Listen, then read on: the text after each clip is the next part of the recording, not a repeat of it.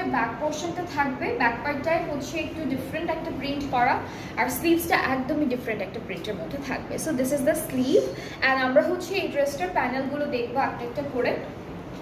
ওকে, so আমরা প্যানেলগুলো দেখে ফেলি। এইটা নেকে দিয়েছে ওরা, এই প্যানেলটা সুন্দর করে হচ্ছে নেকে সেট করবে। এরপর এটা ফ্রন্ট আর ব্যাক পার্টের দামানে বসবে এই প্যানেলটা। এটা হলো স্লিভসে চলে যাবে। স্লিভসের এই পার্টগুলো, এই যে সার্কেল পার্টগুলো ওভাল শেপ যেগুলো আছে, এগুলো লেজার কাট করে দিলে অনেক সুন্দর লাগবে। আর এটা হলো প্যান্টের জন্য। সো কামিজের নেক, ফ্রন্ট ব্যাকের দামান আর স্লিভস প্যান্ট সব জায়গার জন্য প্যানেল দেওয়া আছে।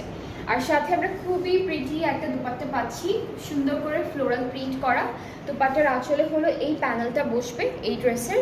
আর হচ্ছে আমাদের ট্রাউজারটা প্রিন্টের মধ্যে আসবে, ট্রাউজারটা খুব সুন্দর প্রিন্টের মধ্যে চলে আসবে।